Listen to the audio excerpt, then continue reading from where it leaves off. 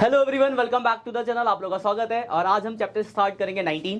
इससे पहले आपने चैप्टर 18 किया था जिसमें हमने पढ़ा था फाइनल अकाउंट विदाउट एडजस्टमेंट्स। इस चैप्टर का नाम है फाइनल अकाउंट विद एडजस्टमेंट्स। तो एक्स्ट्रा सिर्फ यहाँ पे यही है, वो है एडजस्टमेंट्स। जैसे आपको क्वेश्चन 19 का फर्स्ट क्वेश्चन देखो, वहाँ पे कुछ पॉइंट्स दिए, नीचे लिखा ट्रेडिंग P&L और बैलेंस शीट बनाओ और नीचे 3 एडजस्टमेंट्स दी हुई है। अगर उस एडजस्टमेंट्स को मैं हटा दूँ तो ये चैप्टर पिछले चैप्टर जैसा है बिल्कुल। तो नया है सिर्फ एडजस्टमेंट्स। और एक चीज़ ध्यान रखना, जो ट्रायल बैलेंस में चीज़ें होती थी, हम 3 अकाउंट जब बनाते थे, ट्रेडिंग P&L बैलेंस शीट, तो कोई भी चीज़ किसी एक जगह जाती थी। जैसे मैंने कहा मशीनरी, तो आप बोलोगे सर बैलेंस शीट गई। परचेज तो ट्रेडिंग में आया, रेंट पेड तो P&L में आया, सैलरी पेड तो P&L में आया, वेजेस तो ट्रेडिंग में आया। मतलब एक ही जगह इफेक्ट पड़ता था। बट जो एडजस्टमेंट्स होंगे उनके इफेक्ट 2 जगह पड़ेंगे। सबसे पहला एडजस्टमेंट जो आप पहले से जानते हो वो है क्लोजिंग स्टॉक। क्लोजिंग स्टॉक 2 जगह आता है, आप जानते ही हो। हाँ, तो क्लोजिंग स्टॉक अगर आपके क्वेश्चन की एडजस्टमेंट में दिया होगा तो एक तो ये ट्रेडिंग अकाउंट में आएगा क्लोजिंग स्टॉक, और दूसरा कहां जाता था, ये बैलेंस शीट में, एसेट साइड में। क्लोजिंग स्टॉक जो भी अमाउंट होगा, ये आपकी पहली एडजस्टमेंट को दिक्कत। अब आते हैं एडजस्टमेंट नंबर सेकंड एडजस्टमेंट जो है वो है डेप्रिसिएशन। डेप्रिसिएशन जानते हो क्या होता है? आपने पढ़ा इसके ऊपर पूरा एक चैप्टर। डेप्रिसिएशन का मतलब क्या है कि एसेट्स की वैल्यू घटना। तो ये एडजस्टमेंट जब भी होगा किसी एसेट्स के ऊपर होगा, मशीनरी, बिल्डिंग, फर्नीचर, तो एग्जाम्पल 4 समझते हैं कि कैसा इफेक्ट पड़ेगा। एग्जाम्पल 4, सपोज करो आपको ट्रायल बैलेंस दिया हुआ है, इसमें आपको एक मशीनरी दी हुई है। मशीनरी दी है, मशीनरी डेबिट साइड में 1 लाख की मशीन दी है, और नीचे एडजस्टमेंट है डेप्रिसिएशन ऑन मशीनरी 10% पर आना। मतलब मशीनरी पे कितना डेप्रिसिएशन लगाना है? 10% का। मशीनरी कहाँ आती है, कहाँ भेजते हैं मशीनरी को? एसेट्स में, तो बैलेंस शीट में जाएगा। तो मशीनरी को आप भेजोगे बैलेंस शीट में, तो यहाँ लिखोगे आप मशीनरी की वैल्यू अंदर लिखोगे, 1 लाख की मशीन, डेप्रिसिएशन कर दोगे इसमें से माइनस। कितना डेप्रिसिएशन है? 10%, तो 10,000 रुपये का डेप्रिसिएशन हो गया, 90 हो गई वैल्यू, ये ठीक है। तो एसेट्स पे डेप्रिसिएशन था, तो एक तो एसेट से माइनस हो गया, और जितना डेप्रिसिएशन लगा वो आपके लिए क्या फायदा नुकसान? नुकसान है। तो ये चले जाएगा प्रॉफिट एंड लॉस अकाउंट के डेबिट साइड में, डेप्रिसिएशन ऑन मशीनरी। तो अगर मैं शॉर्ट में बोलूं एडजस्टमेंट, तो ये है एडजस्टमेंट का इफेक्ट। डेप्रिसिएशन नाम का एडजस्टमेंट होगा, तो जिस भी एसेट्स के ऊपर लगा होगा उस एसेट्स में से माइनस कर देंगे, चाहे वो मशीन हो, चाहे बिल्डिंग, फर्नीचर, जिस भी एसेट्स पे होगा वहां से माइनस, और जितना भी डेप्रिसिएशन लगा वो प्रॉफिट एंड लॉस अकाउंट के किस साइड आ जाएगा? डेबिट साइड में। कोई डाउट है? तो ये आपका एडजस्टमेंट नंबर सेकंड, डेप्रिसिएशन का। जिस एसेट्स के ऊपर डेप्रिसिएशन लगेगा उस एसेट से माइनस करेंगे, और जितना डेप्रिसिएशन लग गया वो खर्चा है तो P&L के डेबिट में आ गया। Clear point? Adjustment number third adjustment आपका आउटस्टैंडिंग एक्सपेंसेस। बताओगे आउटस्टैंडिंग एक्सपेंस क्या होता है? कोई बताएगा? What is outstanding expense? बताओ। लायबिलिटीज मतलब क्या है कि कोई खर्चा पे करना बाकी है। तो अगर खर्चा पे करना बाकी होता है तो हम उसे कहते हैं आउटस्टैंडिंग, और ये हमारे लिए क्या होती है? लायबिलिटीज होती है। इतनी क्लियर है बात? अब जरा ध्यान देते हैं। सपोज करो एग्जाम्पल 4 कि इफेक्ट क्या पड़ेगा। ट्रायल बैलेंस में आपको एक खर्चा दिया हुआ है, मान लो सैलरी दी है, 10,000 की सैलरी है, और नीचे एडजस्टमेंट है आउटस्टैंडिंग सैलरी 2,000। तो इसकी लैंग्वेज और क्या क्या हो सकती है? लिखा होगा salary due but not paid, salary till to be paid, salary arrear, salary outstanding. सभी का एक ही मतलब है कि सैलरी पे करना बाकी है। अब देखो, जो हम P&L अकाउंट बनाते हैं, प्रॉफिट एंड लॉस अकाउंट जो बनाते हैं हम, वो बनाते हैं इसलिए कि हमें अपने इस साल का पूरा खर्चा दिखाना होता है, इसलिए बनता है ना P&L। तो हमने सैलरी 10,000 पे करा, ध्यान से बताना, 10,000 हमने पे करा, 2 हमारा पे करना बाकी है, तो हमारे इस साल का खर्चा कितना हुआ? बताओ। 10 हमने पे कर दिया, 2 अभी भी पे करना बाकी है, दैट इज आउटस्टैंडिंग। तो खर्चा कितना हुआ? 8 थोड़ी ना, 10 पे करा, 2 बाकी है, तो 12 हुआ ना खर्चा। 10 पे कर चुके, 2 अभी भी पे करना है, तो यानी हमारे इस साल का एक्सपेंस कितना होना चाहिए? 12। तो इस 10 को 12 तक पहुंचाने के लिए हमें आउटस्टैंडिंग को क्या करना पड़ेगा? ऐड। तो ये आउटस्टैंडिंग एक तो यहाँ एक्सपेंस में प्लस हो जाएगा, ये क्लियर है एक जगह। और दूसरी जगह आपने खुद बताया कि कोई भी एक्सपेंस अगर आउटस्टैंडिंग होता है तो वो हमारे लिए क्या होती है? लायबिलिटीज होती है। तो दूसरा ये बैलेंस शीट के किस तरफ आ जाएगा? लायबिलिटी साइड में।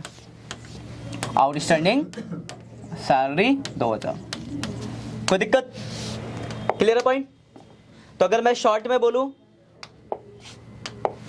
तो कोई भी एक्सपेंस अगर आउटस्टैंडिंग होगा तो एक तो उसको हम एक्सपेंस में प्लस करेंगे जो भी खर्चा होगा, और जितना आउटस्टैंडिंग होगा वो बैलेंस शीट में किस तरफ आएगा? लायबिलिटी साइड में आएगा।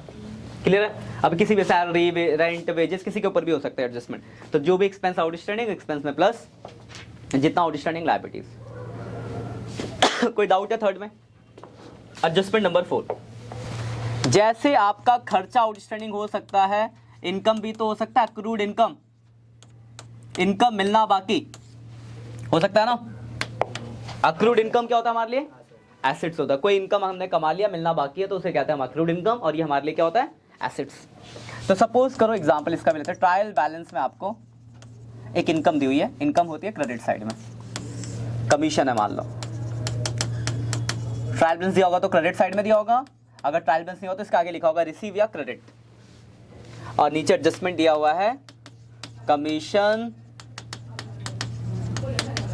टिल टू बी रिसीव, मिलना बाकी है, मान लो 3000।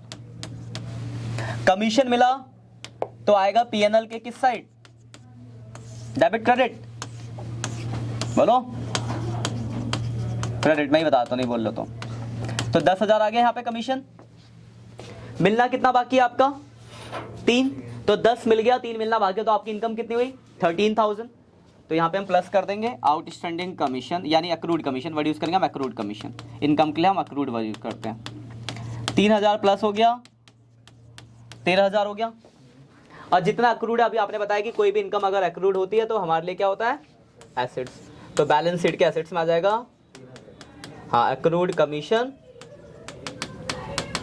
3000।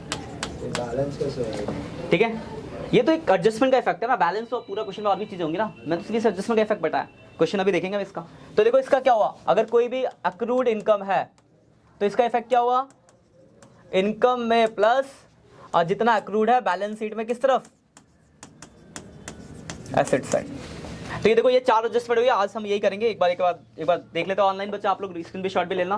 पहला था क्लोजिंग स्टॉक, एक ट्रेडिंग में जाएगा, एक बैलेंस शीट में जाएगा। स्क्रीनशॉट आप साथ के साथ ले लो। दूसरा है एडजस्टमेंट आपका डेप्रिसिएशन। तो डेप्रिसिएशन जिस भी एसेट्स के ऊपर डेप्रिसिएशन लगेगा, स्क्रीनशॉट ले लो। तो जिस भी एसेट्स पे डेप्रिसिएशन लगेगा, एसेट्स में से माइनस करेंगे, और जितना डेप्रिसिएशन है वो पीएनएल में आ गया। तीसरा, ये रहा स्क्रीनशॉट ले लो आप इसका। तीसरा, अगर कोई भी एक्सपेंस आउटस्टैंडिंग है तो एक्सपेंस में प्लस, और जितना आउटस्टैंडिंग है लायबिलिटीज हो गया। चौथा, कोई इनकम आपको मिलना बाकी है, तो इनकम मिलना बाकी है तो हम क्या करेंगे? इनकम में प्लस, और जितना मिलना बाकी है कहाँ चले जाएगा? इनकम में प्लस हो, जितना मिलना बाकी है कहाँ चला गया? बैलेंस शीट के एसेट्स में। ठीक है, इसके बाद एक क्वेश्चन देखते हैं जरा। फर्स्ट क्वेश्चन निकालो, क्वेश्चन नंबर फर्स्ट। मैं पूरा नहीं कराऊंगा, बस आपको एडजस्टमेंट समझाऊंगा, उसके बाद हम क्या करेंगे उसको कंप्लीट कर लोगे आप लोग। फर्स्ट क्वेश्चन देखो, उसमें आपको देखो कितने अकाउंट बनाने? 3 बनाने हैं। 3 अकाउंट में ड्रॉ कर लेता हूँ। पहला क्वेश्चन है, पहला अकाउंट बनेगा ट्रेडिंग अकाउंट, ठीक है, दूसरा प्रॉफिट एंड लॉस अकाउंट, और तीसरा बैलेंस शीट। ट्रेडिंग,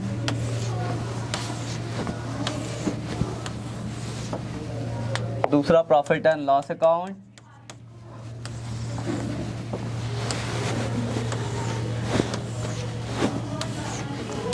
और तीसरा बैलेंस शीट।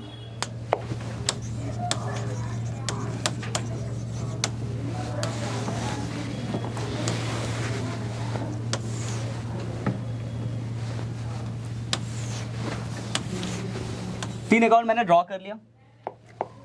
करना वैसे जैसे हम लास्ट चैप्टर में करते थे, बस एक्स्ट्रा है वो एडजस्टमेंट्स करना। तो देखो फर्स्ट क्वेश्चन में देखो 3 एडजस्टमेंट है। पहला एडजस्टमेंट क्या लिखा है? Closing stock. आपको मैंने भी बताया कहाँ कहाँ था क्लोजिंग स्टॉक। एक तो ट्रेडिंग में आएगा बाय क्लोजिंग स्टॉक, कितनी वैल्यू दी है बताओ? 16,000। और दूसरा चले जाएगा ये बैलेंस शीट में, क्लोजिंग स्टॉक 16,000। कोई दिक्कत पहले एडजस्टमेंट में? क्लियर है?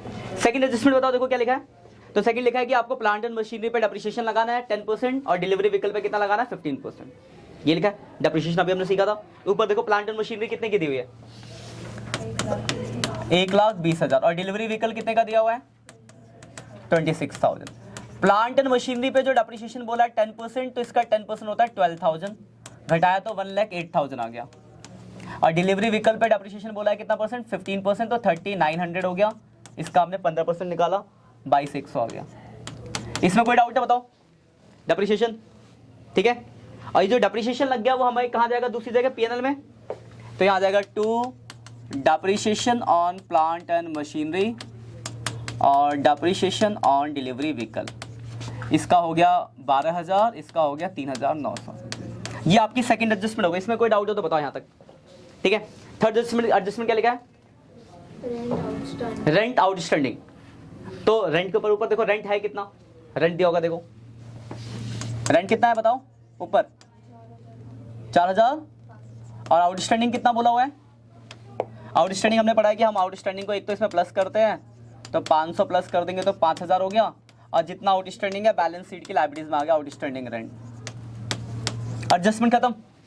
यहाँ तो कोई डाउट है तो बोलो, क्लियर है। अब ऊपर से पढ़ो, पहला पॉइंट क्या लिखा है, कहाँ जाता है एसेट्स, उसके बाद क्या लिखा है, कहाँ जाता है कैपिटल से माइनस, उसके बाद क्या है, एक एक करके भेज, समझ गया क्या। प्लांट मशीनरी हो चुका ऑलरेडी, तो भेजने की जरूरत नहीं। अगला क्या है, डिलीवरी व्हीकल हो गया। अगला